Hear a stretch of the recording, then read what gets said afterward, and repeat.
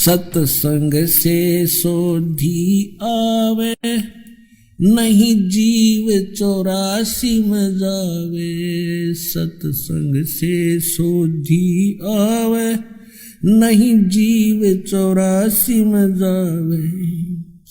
अब मेटो द्वेष और राग, हो राग या उम्र बतेरी जाली। अब मेटो द्वेष और राग, हो राग या उम्र बतेरी जाली। तो आप यहाँ आए हो जो इस ज्ञान को समझ जाएंगे। यहाँ पर 2 प्रकार के प्राणी पूरा लाभ उठाते हैं। एक तो ज्ञान समझ कर आते हैं, और दूसरे जो सब जगह भटक भ्रम लिए और कहीं से लाभ मिला नहीं, और फिर वो यहाँ टिक जाएंगे। अकोर की ठिकाना नहीं, सब जगह जा लिए। तो फिर उनकी व्यवस्था होगी, मजबूरी होगी यहाँ आने की, और यहाँ आते रहे तो वो लाभ मालिक देगा। फिर हम ज्ञान सुनाते हैं यहाँ बैठाकर आपको। तो यहाँ आपसे प्रार्थना की जाती है, जब तक सत्संग चले आप सब चिंताएं और इधर उधर की गल्ला बातें छोड़ के ध्यान से सत्संग सुनो। चाहे कोई रोगी है, चाहे कोई संकट है किसी प्रकार का, आप एकाग्रचित्त होकर सत्संग सुनोगे तो राहत मिलेगी और ये ज्ञान ग्रहण होगा। इस ज्ञान से आपको 70% लाभ तो ज्ञान से मिलेगा।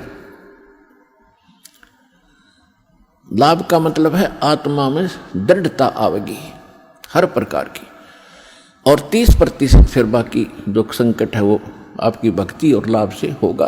क्योंकि दास इसलिए कह रहा है इस ज्ञान से कि कई ऐसे दुख हैं जो बेमतलब के बड़े होते हैं। अब कबीर साहब कहते हैं, कबीर मैं तो जब डरूं ये मेरे ही संग हो, भाई मौत बुढ़ापा आपदा ये सब काहू को हो। ये इस तरह के जो ज्ञान के वचन हैं ये उस रोगी को, संकट वाले को बड़ा सहारा देंगे जो मृत्यु सैया पर है और ये सोच रहा है मेरा क्या होगा। देखो यहाँ कोई ना रहा और ना रहेगा। किसी की 2 दिन पाछे टिकट कट जाएगी, किसी की 10 दिन पहले कट जाएगी।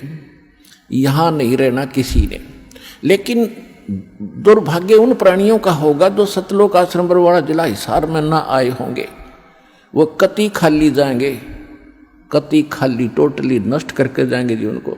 और जो यहाँ आ गया, नाम भी ले लिया, प्रथम नाम लेकर भी उसका जीवन अंत हो गया, वो भगवान का हो गया, वो परमात्मा के जुड़ गई वो आत्मा, उसमें बीज पड़ गया भक्ति का। और अब ये हजारों वर्षों तक ये ज्ञान और ये समाधान चलेगा। अब वो जो बीमार रोगी सब जगह थक लिए जब यहाँ ले आए और उसकी होगी मृत्यु नाम लेकर के, आप तो चाहे कुछ भी सोचो, लेकिन भगवान ने अपना बच्चा ले लिया अपनी शरण में। मृत्यु बेशक होगी, वो अगले 10 महीने में आलेगा, 10वें महीने यहाँ भगवान के दरबार में नया शरीर होगा, नए सिरे भक्ति करेगा। परमात्मा ने तो अपनी आत्मा देखनी, हम अपना स्वार्थ देखते हैं। और 10 दिन 1 2 4 महीने और भुगता तो हम ही कह देते भगवान इसने ठा ले, हे भगवान ठा ले। हम भी तंग हो जाते, पैसा भी समाप्त हो जाता। तो कहने का भाव ये है कि आप इस ज्ञान को सुनो, समझो, अपनी सोच धारणा कति खत्म कर दो। जो ज्ञान दास बताता है ये गॉड का, परमात्मा का दिया हुआ विधान है और ये अटल है, ये सत्य है, इसमें ऐसा ही होगा। और जो सच्चे दिल से आते हैं उनका रोग भी ठीक होगा और मोक्ष भी, भक्ति मिलेगी। इसी जीवन में मोक्ष भी हो जाएगा जो दृढ़ रहे तो।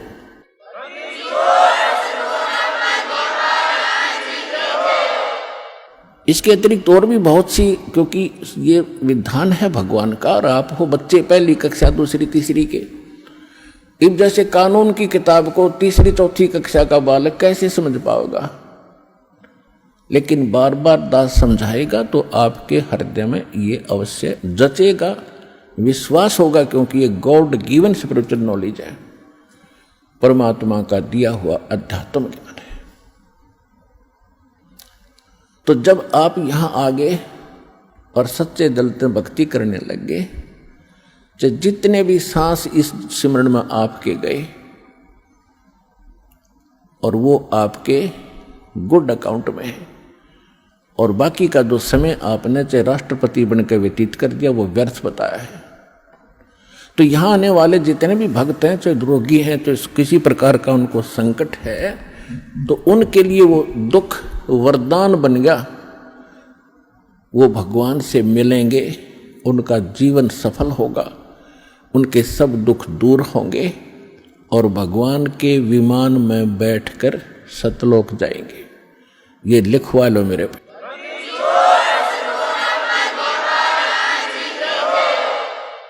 अब इन बातों से आप जी को बड़ी दृढ़ता आवेगी, ये सच्चाई है।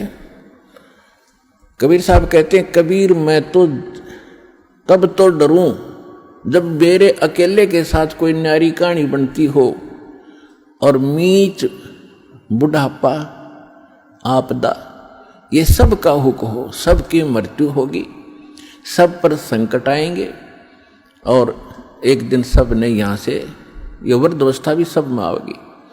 और जब हमारी शरण में आप आ जाओगे, परमात्मा कहते हैं जब हमारी शरण में आ जाओगे तो फिर आपको इन दुखों से निवारण होगा।